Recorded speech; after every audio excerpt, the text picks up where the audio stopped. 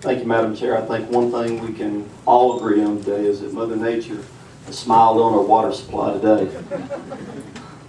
My name is Todd Sharp. I'm the State Director for Secure Arkansas, and I also work very closely with multiple political groups around the state. I'd like to start by thanking every member of this committee for their service and their commitments they've made to their constituents in the state of Arkansas. Your decision to serve reminds me of a famous quote used by many leaders of our time. If not I, who? If not now, when? Although we may not agree on every issue, your service is appreciated and it is respected. So thank you very much.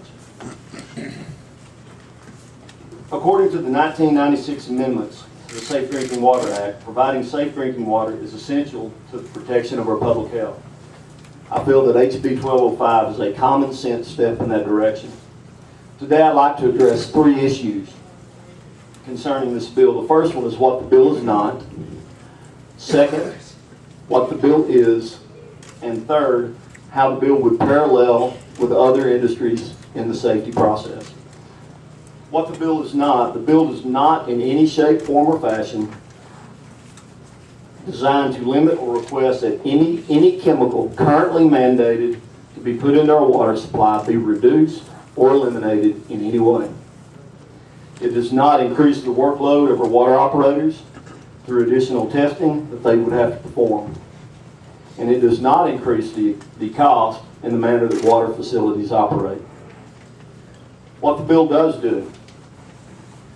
The bill will require water operators to acquire documentation from the distributor and or manufacturer of the chemicals, proving that the chemicals added to our drinking water meets the American National Standard Institute's NSF International Standard 60 that has been adopted by the state of Arkansas. This bill will also require that the country of origin of the chemicals be documented. With many of the chemical products that are being sourced from China, Japan, Mexico, Russia, and many other countries that may not share our national standards, it is imperative that we ensure that the chemicals we acquire meets our industry standards. This bill is designed to protect the consumer, the water treatment worker that handles the chemicals before they're diluted into the water supply, and our water operators from liability standpoint through transparency and documentation. How would this bill bring this in line with other parts of the safety industry? I've been a safety professional for 17 years. I've represented several hundred companies that manufacture safety products both in the U.S. and abroad. Today I'm currently the North American Business Development Manager for an engineered safety systems manufacturer that is based in the United Kingdom.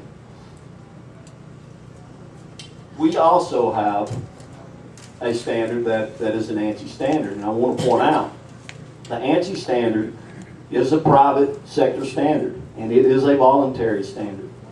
The manufacturer does not have to adhere to it, and the end user does not have to require that the products meet ANSI. Now, some states have taken the steps that they do require that all products in the safety industry meet ANSI standards.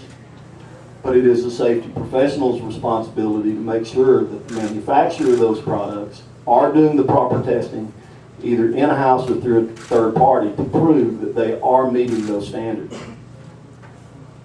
Now, we sell our engineered systems all over the world, and many countries have different standards. Some countries have no standards, unfortunately.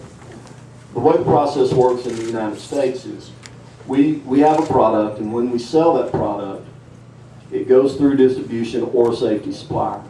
When it goes to the end user or the safety professional, he may or may not request the information, does this meet ANSI standards? And if he asks the question, the responsibility to prove that it meets those standards is put on the manufacturer, not the safety professional or the end user. There have been times that we've had that question asked, and when we looked at our testing and when we looked at the U.S. standards, we found out that our product did not meet the U.S. standard, even though we had been selling it in the U.S. for some time.